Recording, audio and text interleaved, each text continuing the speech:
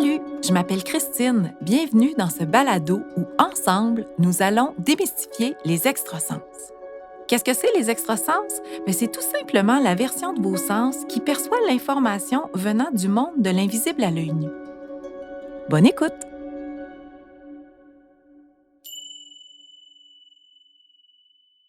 Hey, hey, rebonjour, cher public abstrait en délire. Je vous imagine en délire et très heureux de me retrouver, même si je vous ai menti.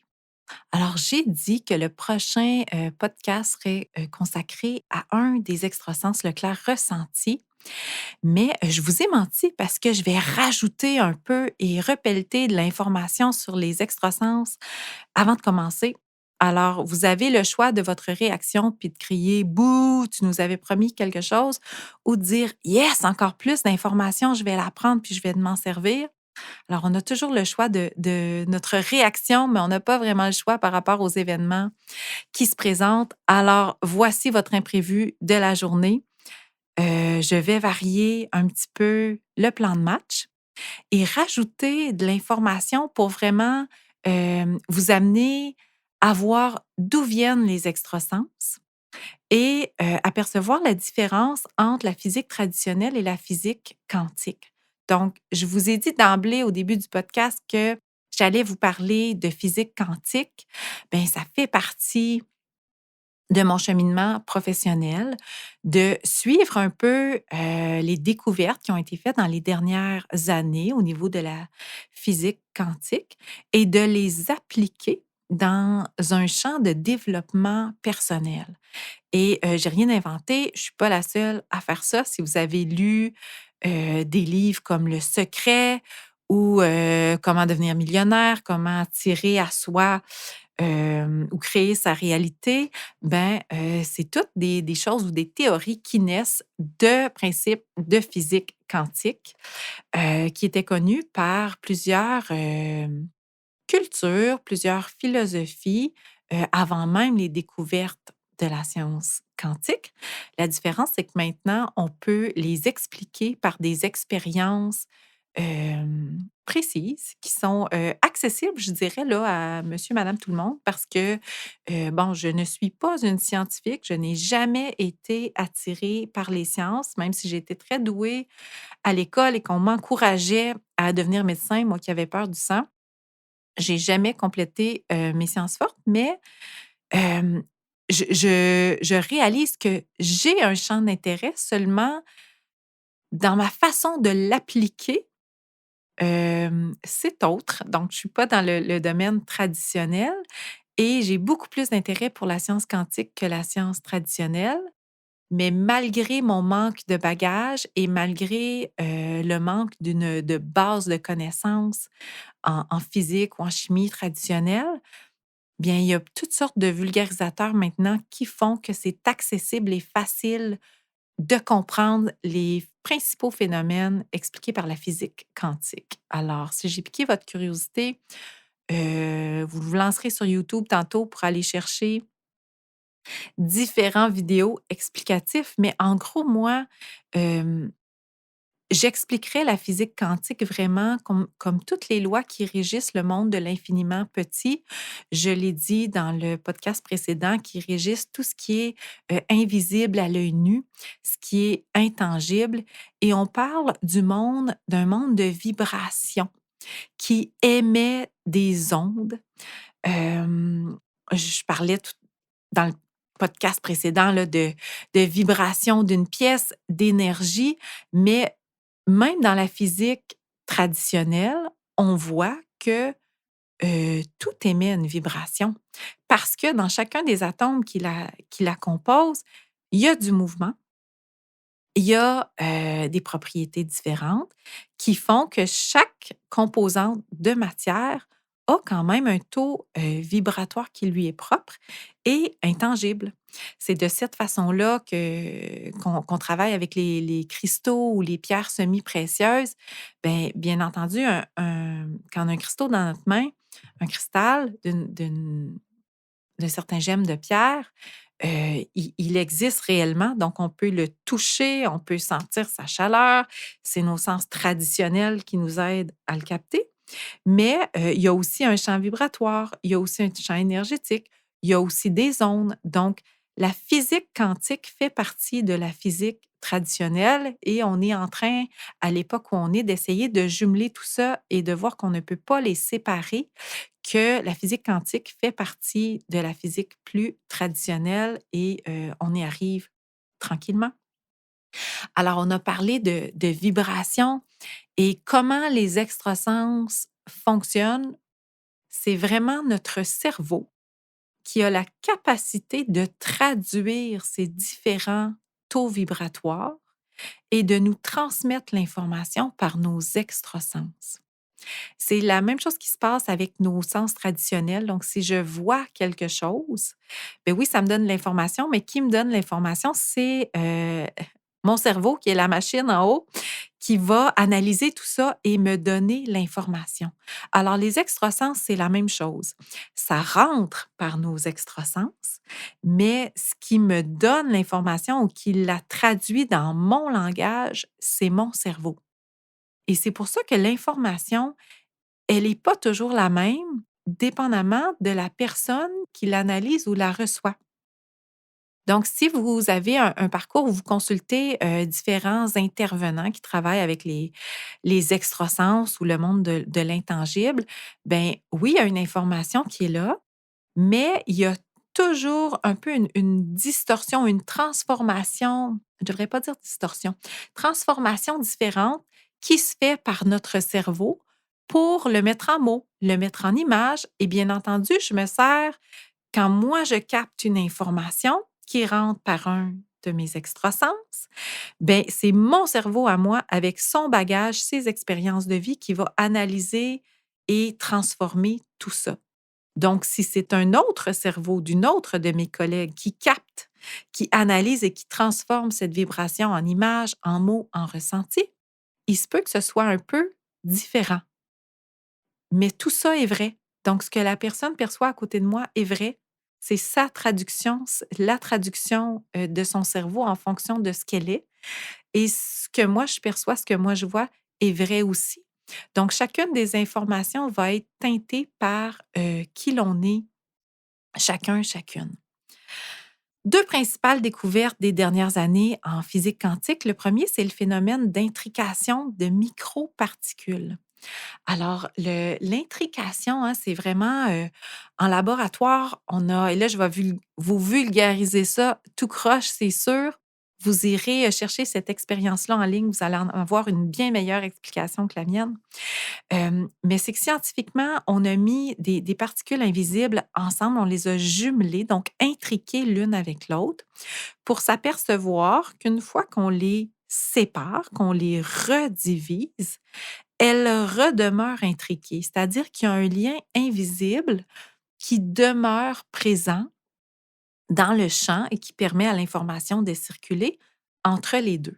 Si je fais le parallèle là, avec une expérience de physique traditionnelle qu'on peut faire toute simple, ben, prenez un verre d'eau, ajoutez du sel dedans, mélangez, le sel va se dissoudre. Il y a une intrication là, de tout ça, tout est mélangé. Mais si je fais évaporer mon eau puis que je le recueille après les particules de vapeur, ben, je peux me retrouver à reséparer par un processus d'évaporation le sel et l'eau. Ce que la science quantique nous dit, c'est qu'il y a, même si on arrive à dissocier ensuite ce qu'on a intriqué, il y a un lien invisible et indestructible qui se crée.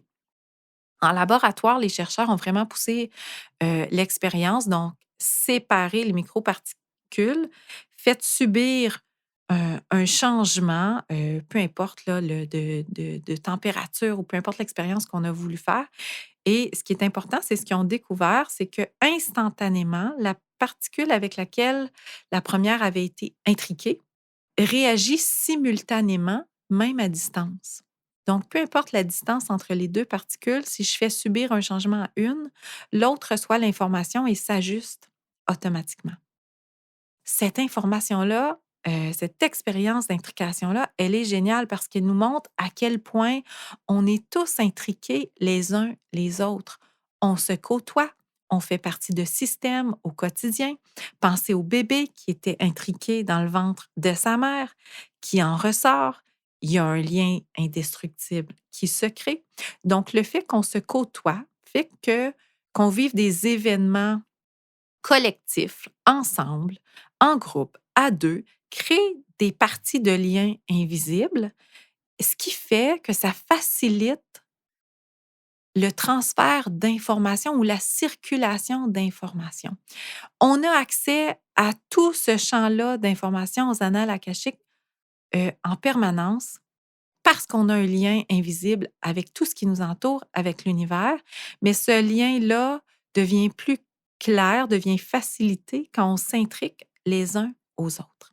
Nous sommes en grande période de transformation en ce moment sur la Terre et au fait depuis quelques années.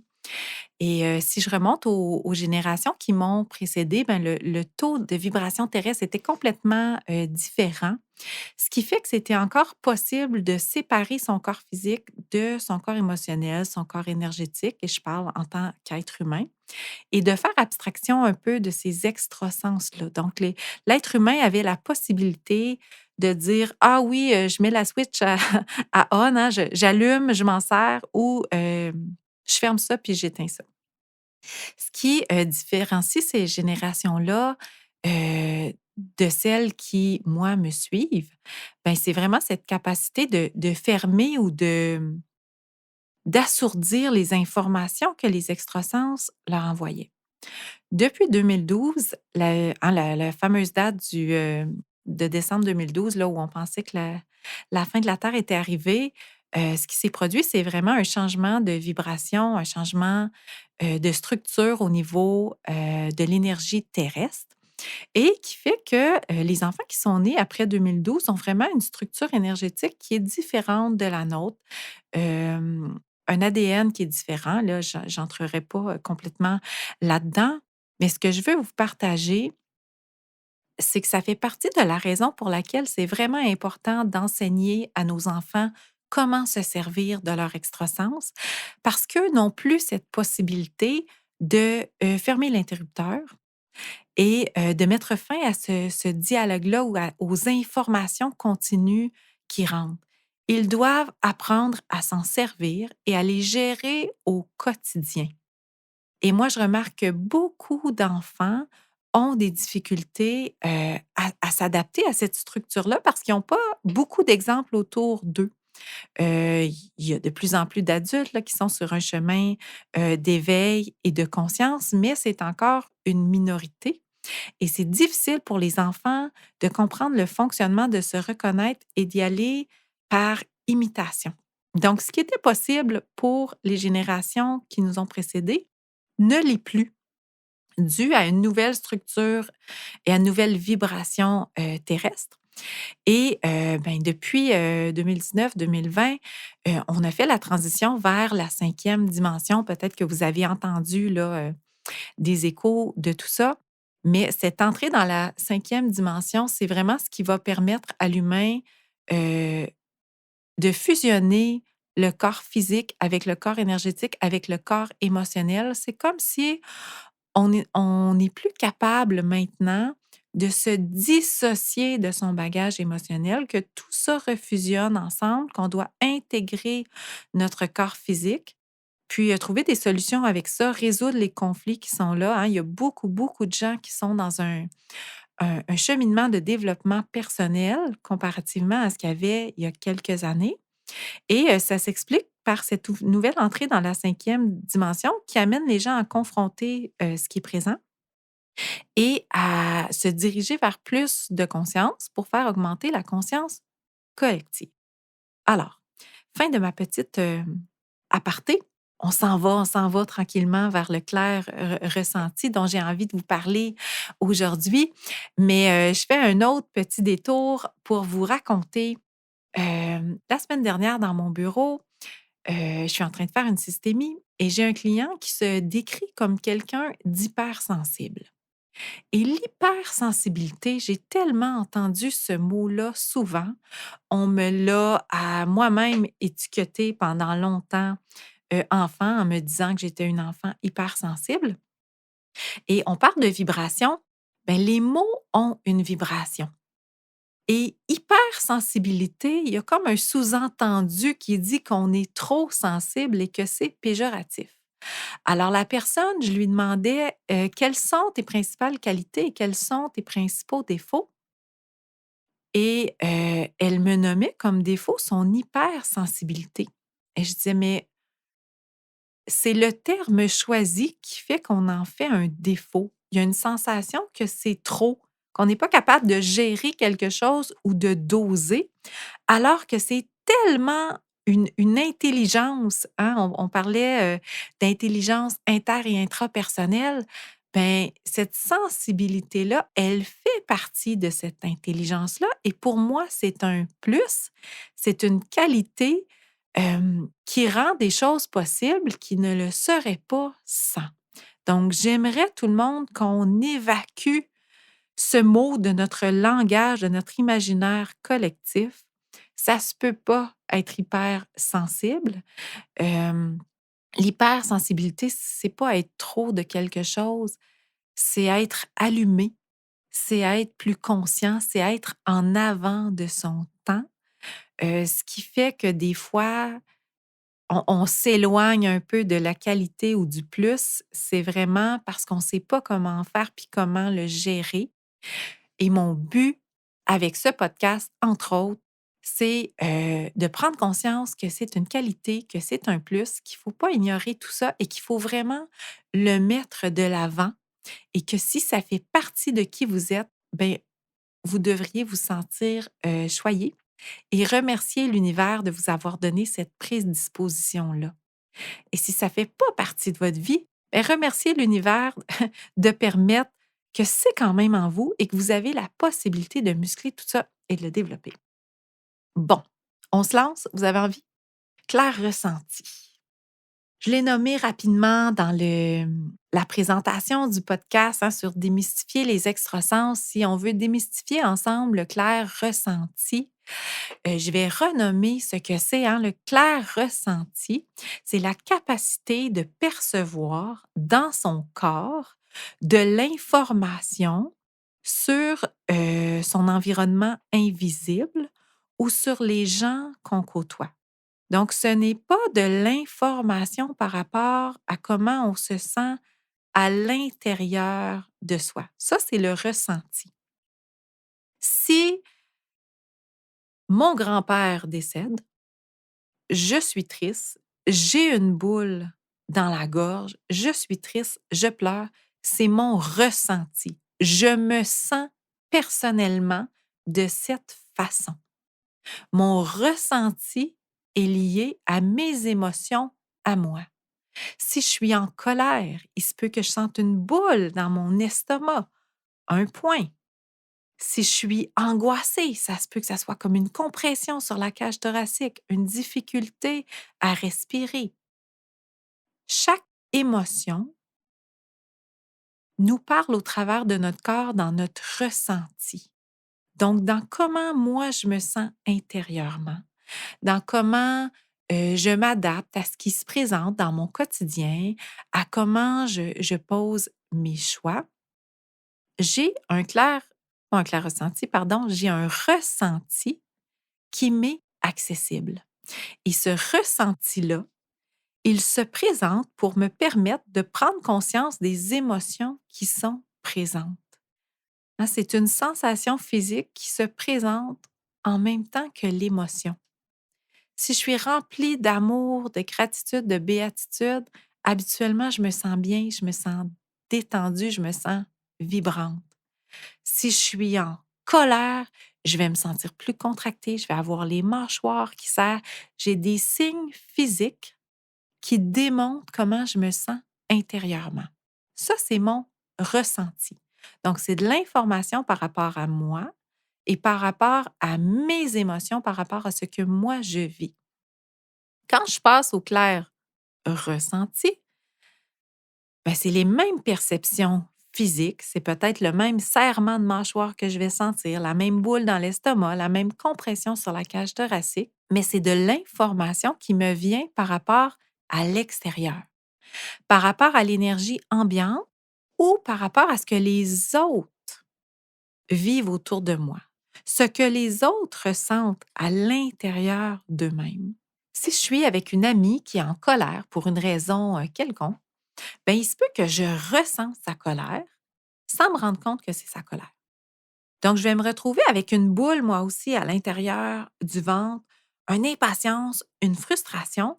Et comme ça se passe à l'intérieur de mon corps, ça peut être difficile parfois de réaliser que ça, c'est pas du ressenti. C'est pas moi qui se sens en colère. Je suis pas impatiente. C'est une information qui vient de l'extérieur, mais qui passe au travers de mes sensations physiques pour que je prenne conscience de quelque chose. Dans le premier épisode sur démystifier vos extrasens, je vous ai donné l'exemple du salon funéraire ou de la cérémonie où on se retrouve dans un environnement avec des gens qui sont tristes, qui vivent des émotions et soudain on est happé par les mêmes émotions. Dans le cas d'un environnement ou d'une situation comme celle-là, c'est beaucoup plus facile de faire le lien que ce qu'on ressent ou ce qu'on capte ne nous appartient pas. Quand on se retrouve dans un groupe avec des gens qui vivent chacune des émotions mélangées, on va prendre l'exemple d'un écolier. Un écolier est ou une écolière assise à sa classe, à son pupitre, avec une vingtaine d'élèves autour de lui. Mais cet écolier-là a dans son champ ambiant de l'information disponible sur toutes ces personnes qui l'entourent. Mais puisque toutes ces personnes ne vivent pas simultanément la même émotion, ça va être beaucoup plus difficile d'aller observer dans notre corps quelles sont les sensations qui nous appartiennent et quelles sont les sensations qui appartiennent à notre environnement. Et il se peut qu'il y ait plusieurs sensations qui entrent en même temps.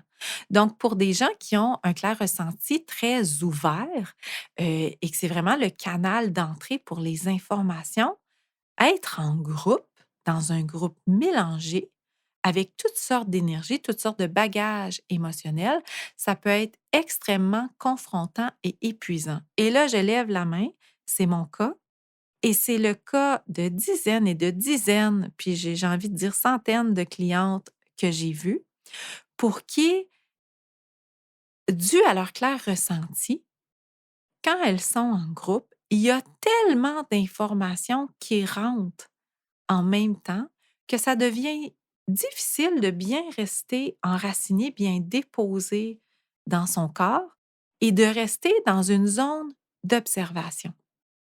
Quand on est dans un groupe, il y a aussi des interactions sociales. Donc, si je suis dans une soirée, je ne suis pas assise les yeux fermés en train de me demander, OK, ce petit serrement dans la gorge, à qui est-ce que ça appartient? Est-ce que c'est moi qui est triste pour une raison quelconque? Est-ce que je suis en train de vivre ou de ressentir de la tristesse? Ou si je capte la tristesse de quelqu'un d'autre dans mon environnement? Hein, si on était toujours tourné le regard vers l'intérieur dans le rôle d'observateur, ce serait beaucoup plus facile. Mais dans nos interactions sociales, notre observation est plutôt tournée vers ce qui se passe, vers les conversations, les dialogues, répondre, interagir, sourire, regarder une amie, faire un petit bonjour dans le coin. Donc, ce qui fait que l'information rentre à notre insu et vient un moment où on est chargé à bloc et on ne sait plus quoi faire avec tout ce ressenti-là. Et là, je fais le parallèle avec l'écolier qui est en classe, qui est peut-être en train d'écouter la leçon de son enseignant ou son enseignante et qui, en même temps, heu, qui essaie de se concentrer, hein, il essaie de se concentrer à écouter la leçon, mais en même temps, perçoit toutes ces informations-là qui entrent dans son clair ressenti. Il peut se produire différents phénomènes au niveau physique.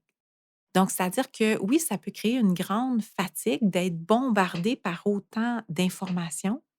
Notre cerveau est complètement en action. il roule pour analyser tout ça, même si on s'en rend pas compte. Il y a une partie de notre inconscient qui travaille à traduire toute cette information, qui se présente. Donc, peut se présenter une grande lassitude physique, une grande fatigue mentale, un peu, les idées embrouillées, on perd le focus, difficulté à suivre les conversations. Puis je vais mettre là-dedans difficulté d'attention. Imaginez si votre clair ressenti est très ouvert, que vous êtes en groupe, que vous essayez de garder votre attention ou de focusser sur une conversation, mais qu'en même temps, votre clair ressenti est bombardé du ressenti des autres, puis ajoutez à ça l'information de tous vos autres extrasens. On peut imaginer à quel point la concentration devient difficile. Et si on pense aux troubles du déficit d'attention, ben, pour moi, dans plusieurs cas, pour ne pas dire la presque totalité, ça fait partie du défi de la concentration. L'enfant ou l'adulte capte tellement d'informations en même temps, le cerveau s'en va dans tous les sens, essaie d'analyser et de maintenir tous ces canaux allumés, qui fait qu'à un moment donné, l'attention devient extrêmement laborieuse, complexe et difficile pour la personne qui essaie de gérer tout ça en même temps. Une autre réaction que les gens ont parfois face à ce bombardement dans le clair ressenti, c'est de sortir de leur corps. Fait que de vraiment se dissocier du corps physique, hein, de dissocier le corps énergétique du corps physique pour aller chercher ou créer une espèce de décalage entre les deux et créer une distance entre les sensations qui peuvent être envahissantes ou vraiment désagréables. Je vais donner des exemples. Ça peut être une impression de compression, des points de tension, des serrements, même des douleurs, dans le corps et aller créer un décalage entre les 2, beh, va permettre de limiter les sensations et de se couper d'une certaine façon, de ce qu'on ressent physiquement. Donc de la douleur, ou des perceptions physiques, c'est vraiment, simplement, une façon de se protéger. S'il y a trop d'informations, trop d'inconfort, tout le temps dans mon corps, même quand moi je suis au neutre et je me sens bien, si j'arrive pas à me libérer de ce clair ressenti-là et que tout ça s'emmagasine, puis il peut se passer le même principe par rapport à son propre ressenti. Donc, si je suis trop chargée émotionnellement, que ça devient inconfortable d'être dans moi, je vais avoir tendance à me dissocier de mon corps physique et à être soit à côté ou au-dessus ou flottant un peu pour, me donner une petite pause. Éviter d'aller sentir tout ce qui est là parce qu'on ne sait pas quoi faire avec et on ne sait pas comment le gérer. Peut-être que ça vous parle, peut-être que ça vous allume, des cloches. Pensez à des gens dans votre environnement. On en connaît tous des gens qui aiment pas particulièrement être en groupe ou encore qui vont être plus dans l'observation que dans l'implication quand ils sont dans un groupe. Ben, c'est peut-être leur façon de demeurer observateur de leur clair ressenti et des fois, ça se fait de niveau, de façon inconsciente. Donc si vous leur demandez, «Ah, es-tu en train de gérer tes extrasens?» Je serais bien étonnée qu'ils vous répondent: «Oui, c'est exactement ce que je faisais». Non, ils vont juste vous dire qu'ils observent, sont à l'affût d'eux, mais c'est comme une façon innée que certaines personnes, possèdent pour gérer le clair ressenti. Ce fameux clair ressenti, il est là pour permettre à, l'information qu'on capte de se diriger vers notre conscience. Le seul but, c'est de nous informer sur notre environnement. Ça nous donne de l'information. Au même titre que notre odorat, que notre ouïe, que la vision nous donne de l'information sur ce qui nous entoure, le clair ressenti nous apporte de l'information disponible. Ce qui fait que le clair ressenti devient lourd, c'est quand l'information ne se rend pas à la conscience, ne se rend pas au niveau conscient à notre cerveau et que ça reste emmagasiné dans le corps.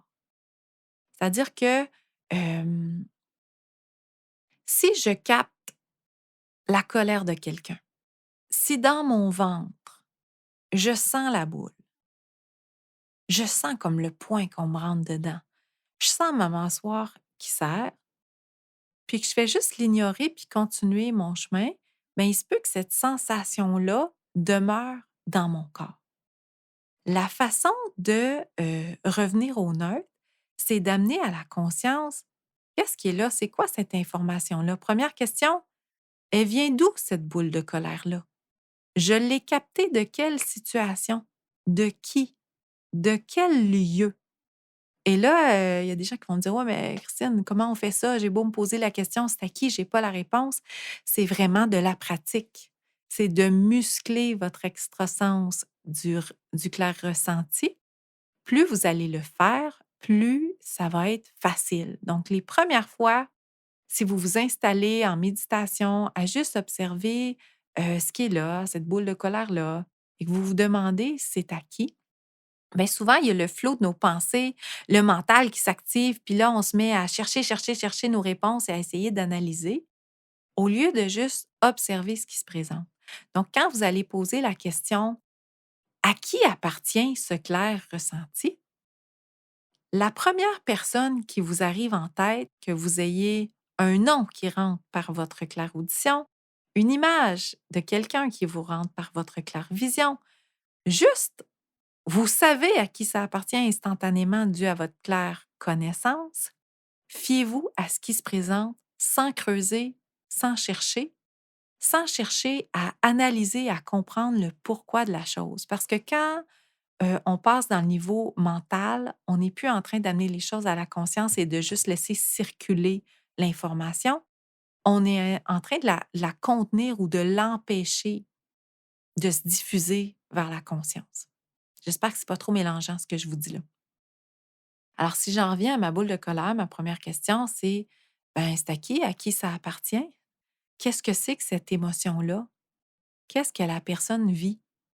Juste essayer de figurer, d'obtenir toute l'information qui est là. Et cette information-là, elle est pour vous. Elle n'est pas pour l'autre.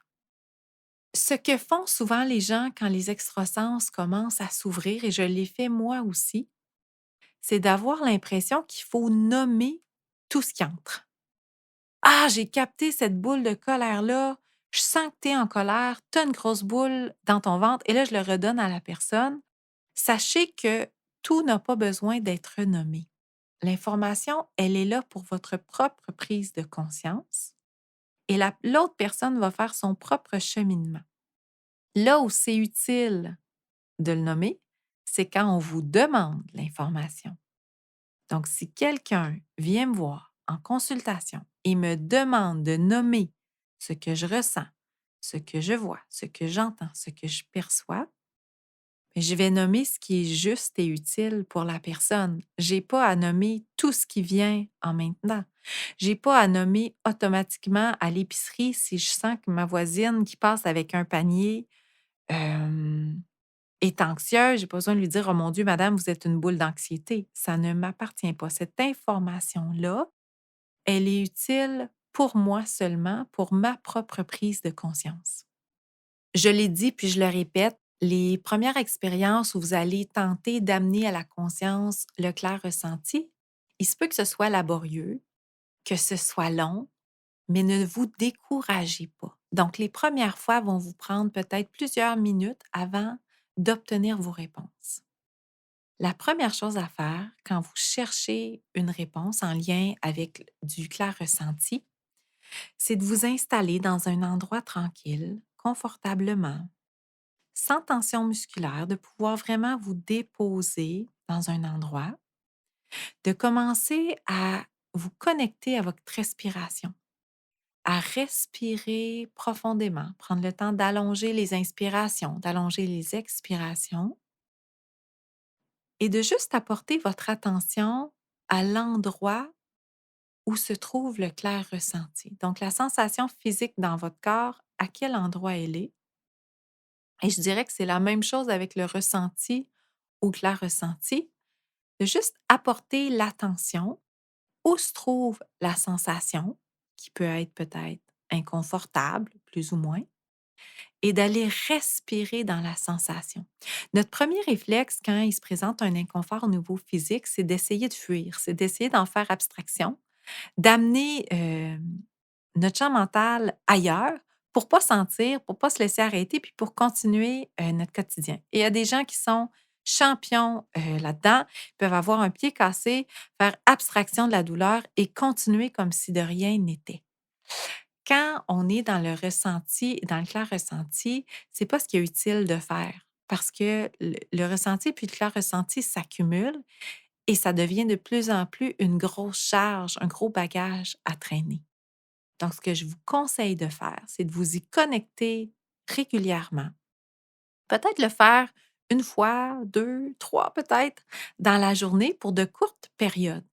Juste vous déposer, respirer, vous connecter aux sensations physiques présentes et laisser émerger à la conscience ce qui a à émerger, ce qui est présent. Pour ce qui est de votre ressenti des sensations physiques, des fois, ça dure des années avant d'émerger à la conscience. Soyez patient. Dans le cas du clair ressenti, habituellement, c'est plus rapide, puis l'information va pouvoir être libérée en quelques minutes pour éventuellement que ça se fasse instantanément. Donc, si je vous partage, moi, mon vécu avec ça, pendant un bon bout de temps, quand j'ai appris ce qu'étaient les extrasens, que, j'ai fait le lien entre ce que je vivais intérieurement, entre ma façon d'être, ma structure et que je me suis dit: «Ah ouais, moi, c'est clair que, je dois apprendre à vivre avec au quotidien parce que ça fait partie de qui je suis». C'est déjà très présent, mais c'est comme tout mêlé et c'était, ce l'est encore parfois, assez épuisant. Donc, j'ai pris l'habitude de le faire. Je me souviens qu'à l'époque, j'allaitais un de mes bébés, si ma mémoire est bonne, c'est Noah, mon dernier. Mais je me souviens l'avoir fait aussi avec Naomi, ma quatrième. Je nomme des numéros, pour pas me mélanger. Hem, à chaque fois que je me préparais, que je m'installais pour allaiter, je faisais comme un petit scan intérieur, de juste aller observer les sensations et de relâcher ce clair ressenti-là. Des fois, j'avais l'image en tête, je parlais de fils ou de connexions qui se créent, d'intrications qui se créent entre les êtres, mais je prenais l'habitude d'aller couper ces fils-là, de comme faire reculer l'intrication, d'arrêter le flot d'informations qui entrait par ces canaux pour avoir un petit espace de confort ou une pause et redéposer tout ce qui m'appartient pas. La façon la plus facile pour moi de le faire, c'était de me remémorer toutes les étapes de ma journée ou toutes les étapes là, qui avaient suivi la dernière fois où j'ai fait cet exercice-là et où je le refaisais. Donc, je visualisais dans ma tête toutes les gens que j'avais croisés, avec qui j'avais eu une interaction. Donc, soit un contact visuel prolongé, Heu, un sourire, un échange émotif, même dans le non-dit. Puis là, je vais donner l'exemple de l'épicerie. Quand vous allez à l'épicerie, il y a des gens que vous croisez dans les allées, desquels vous n'êtes même pas conscient, vous n'avez pas vraiment eu de contact. C'est pas vers eux que doit se tourner votre attention. Si par contre, dans une allée, vous avez regardé quelqu'un dans les yeux pendant un bout de temps, avez souri ou, salué du coin des lèvres, quelqu'un, même sans échanges verbaux, ben, il se peut qu'il y ait un lien ou qu'il y ait eu du clair ressenti, qui se soit présenté en vous. Des fois, ça on s'en rend pas compte instantanément. Éventuellement, je vous souhaite que ça arrive instantanément, que tout de suite, ça arrive en mode conscient et que vous puissiez tout de suite vous en libérer. Ça, c'est, parfait dans un monde idéal quand vous allez être des super Jedi, des extrasens. Vous allez y arriver.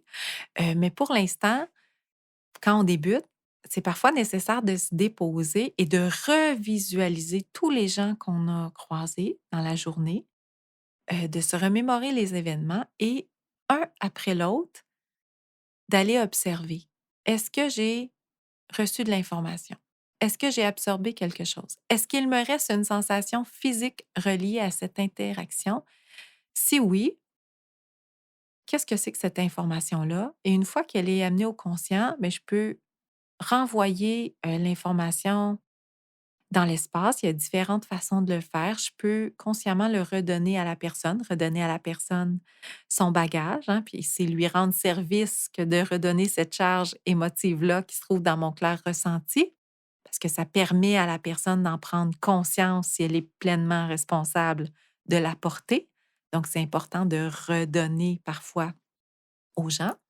Si vous sentez que c'est pas approprié, ben vous pouvez juste aussi l'envoyer imaginer que cette sensation-là, se transforme avec la lumière qui est en vous, que vous redonnez à la lumière, que vous redonnez vous pouvez imaginer le soleil, que vous remettez dans le soleil cette sensation-là ou ce ressenti-là pour le retransformer tout simplement puisque rien ne se perd, rien ne se crée, je vous l'apprends pas.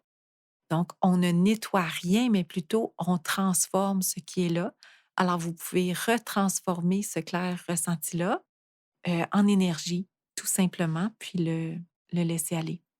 Au fur et à mesure que vous vous pratiquez avec cet exercice de clair ressenti, puis je vous nomme celui-là, mais euh, bien entendu, il y en a d'autres. Vous allez devenir de plus en plus habile, à le faire et vous allez réaliser que ça se fait de plus en plus rapidement. Donc quand moi j'ai commencé, ça me demandait un effort constant.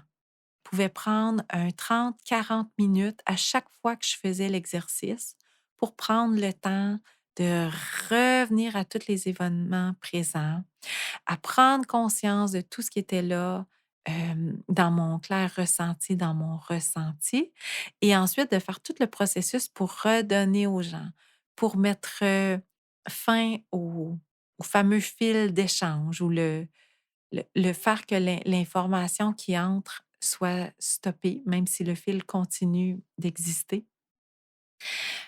Et éventuellement, beh, ça s'est accéléré. À un certain moment, c'était rendu un petit 5 minutes. Chaque fois que je me couchais le soir, je faisais un survol de ma journée en 5 minutes et j'arrivais à le faire. Et maintenant, je suis rendue à le faire, ben, c'est mon défi, j'y arrive pas tout le temps. C'est encore un travail, comme quoi le travail est jamais terminé, mais de le faire au fur et à mesure. Dès qu'une sensation physique se présente, de voir est-ce que c'est à moi? Est-ce que ça m'appartient? Si oui, pourquoi? Qu'est-ce qui est en train de remonter ou d'émerger, de ma personne? Si c'est du clair ressenti, je le perçois de qui? Des fois, c'est même pas quelqu'un qui est dans mon environnement immédiat, c'est quelqu'un que je vais voir le lendemain. Ça m'arrive souvent avec ma grande fille qui habite à Montréal de ressentir quelque chose à distance et ben, avant, des fois, je restais pris avec ce ressenti-là pendant longtemps. Maintenant, je réalise que: «Ah OK, ça lui appartient». Je fais juste le renvoyer, je me concentre sur ma journée, j'ai une petite pensée pour elle, j'ai capté en même temps ce clair ressenti-là, mais c'est un automatisme, je peux m'en défaire rapidement, mais l'information s'est transmise à ma conscience. Le clair ressenti, c'est souvent l'extrasens qui est, le plus accessible pour les gens. C'est celui pour lequel il y a un grand nombre de gens qui en ont déjà fait l'expérience, pour qui c'est facilement accessible. Moi, c'est venu très jeune, très, très tôt dans ma vie, ce clair ressenti-là de capter les vibrations, de capter les vibrations d'un environnement, de ne pas être confortable dans un lieu pour aucune raison, juste par j'aime pas être ici, je me sens pas bien dans cet environnement-là. Ça vous est fort probablement déjà arrivé à vous aussi. Plus jeune, j'avais de la difficulté, adolescente avec les soirées, là, les parties, où je trouvais que la vibration était vraiment, très basse, où j'étais confrontée, complètement inconfortable. Donc j'allais faire, acte de présence 10-15 minutes, puis je me sauvais ou je tombais endormie dans un coin malgré tout le bruit puis le brouhaha qui m'entourait. J'étais incapable de demeurer consciente dans cet environnement-là. C'est encore un défi pour moi, là, il y a le temps des fêtes qui s'en vient. J'enregistre ce podcast-là, en décembre et c'est toujours un défi de vivre chacune des dynamiques des parties. Mon clair ressenti est bombardé et c'est pour moi un moment toujours, épuisant et qui me ramène à prendre conscience de plein, plein, plein d'événements qui sont produits parce que maintenant je le vis au niveau conscient. Bien que j'arrive à transformer au fur et à mesure mon ressenti, à nommer, à l'amener au conscient, il reste qu'une fois que la soirée est terminée, j'ai pédalé toute la soirée pour faire ça et ça m'épuise physiquement. Donc il y a vraiment une grande fatigue physique, pour moi et j'espère un jour en venir à transcender ça aussi maintenant que j'arrive à le faire au niveau conscient, ben, arriver à rester enraciné et dans mon énergie au lieu de contracter mon champ énergétique, ça, c'est mon prochain, défi.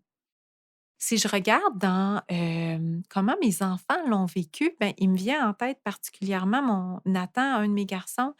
Pour lui, c'est clair pour moi que son clair ressenti était vraiment, vraiment puis je parle au passé parce que je pense qu'il l'a un peu, mis de côté ou fermé. Donc, ben, Nathan est né en 2003, alors bien avant 2012, à l'époque où c'était encore possible de faire le choix de garder les extrasens présents ou de fermer un peu la porte et dans les enfants que j'ai accompagnés qui ont cet âge-là, je remarque que, plusieurs qui avaient les sens très ouverts ont choisi à un moment ou de un autre, surtout pendant leur parcours scolaire, de refermer cette porte-là quand ils font la prise de conscience que les autres ne les utilisent pas ou n'ont pas cette capacité. Hein, quand on est tout petit, on essaie de se fondre dans la masse. Pour la majorité du temps, on essaie d'être comme tout le monde. Et quand on se rend compte que ces extrasens-là nous mettent un peu à part ou que c'est pas ce que notre environnement vit, ben, on ferme tout ça, tout simplement, on le met de côté, puis on décide que c'est pas utile. Alors, je vous parlais de Nathan, un de mes garçons qui tout petit, était, extrêmement sensible à ses perceptions dans son clair ressenti, mais c'est, un être extrêmement, enraciné qui est capable de rester dans sa bulle énergétique, peu importe le contexte, mais qui a la capacité d'aller ressentir l'énergie et il y a un peu en ce sens cette même structure que mon mari a, par rapport à moi qui devenais toute petite complètement désorganisée et complètement désenracinée, quand ça se présentait. Ce que j'observais chez lui, c'était vraiment un enracinement profond, mais juste une perception de l'énergie ambiante et je le voyais quand on entrait quelque part, quand on entrait dans un nouveau milieu, un nouveau lieu, il s'arrêtait quelques secondes et je le voyais faire cet exercice d'amener à la conscience son clair ressenti et de décider s'il était à l'aise ou non dans un environnement. Et il y a des fois où rapidement il se dégainait, il partait et d'autres fois où moi aussi je sentais que, bon la vibration était moins bonne, était moins élevée, où il se gardait un peu en retrait et il restait un peu, plus gêné, un peu plus à l'écart. Donc lui, ça lui servait de vraiment aller chercher, une information sur à quel moment je peux me sentir libre, je peux me sentir en sécurité puis me laisser aller et à quel moment je dois me sentir sur mes gardes. Je dois avoir mon attention un peu plus à l'affût et il a fait ça pendant vraiment, vraiment, longtemps. Pour lui, c'est, quelque chose qui s'est refermé, je dirais, aux alentours de peut-être 6, 7, 8 ans, vraiment après son entrée à l'école où, il a eu connaissance que: «Ah, tout le monde fonctionne pas comme ma famille, tout le monde fonctionne pas comme moi. J'ai envie d'être comme tout le monde, de me fondre dans la masse». C'est quelqu'un qui a une personnalité quand même assez timide et gênée. Donc il a un peu fermé la porte à tout ça et c'est un peu en dormance en ce moment. Si je me ramène à Nathan tout petit, bébé, c'était un enfant très calme et ce que ça montre maintenant comme information, c'est comme si peu importe le ressenti qu'il avait ou qu'il captait de son environnement, il était capable de, rester enraciné et d'accueillir au fur et à mesure ce qui se présentait, puis de le libérer de sa conscience. Mais c'est principalement cet extrasens-là qui pour lui était ouvert. Fait que si je fais la comparaison avec, mon petit dernier, Noah, qui lui était pas un bébé calme du tout dans les bras de personne. Donc Noah, c'est mon cinquième, c'est le dernier, hein. Alors des fois Les gens vont dire d'un bébé qui est plus anxieux ou plus nerveux: «Ah, ça part des parents, ils font pas assez prendre, ils font pas assez garder». Je peux vous garantir qu'à mon 5e, j'avais pas aucun stress à le mettre dans les bras de ses grands-parents ou de son environnement. Pourtant, c'est un bébé qui était inconfortable dès qu'il n'était pas dans les bras de sa famille, puis là, je dirais la proximité de sa famille. Fait que moi, mon conjoint puis les enfants plus vieux qui arrivaient à le prendre, aucun de ses grands-parents pouvait le prendre pour une longue durée sans qu'il se mette à pleurer, à hurler, à se tortiller. Hem, c'est comme si pour lui, cet enracinement-là était moins présent, qu'il avait de la difficulté à rester en lignée et que l'information captée par son clair ressenti, bien qu'amenée à la conscience, l'amenait tellement inconfortable qu'il manifestait instantanément.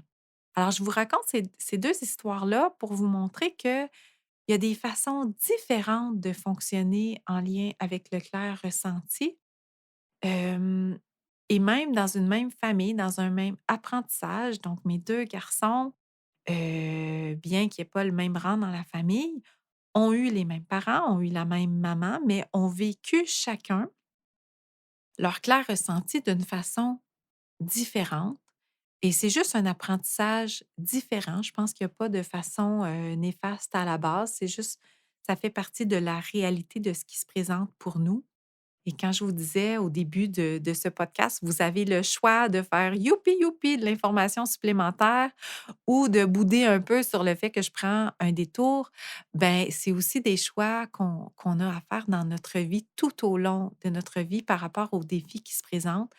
Donc, il se peut qu'il y ait des défis différents qui se présentent par rapport avec votre clair ressenti.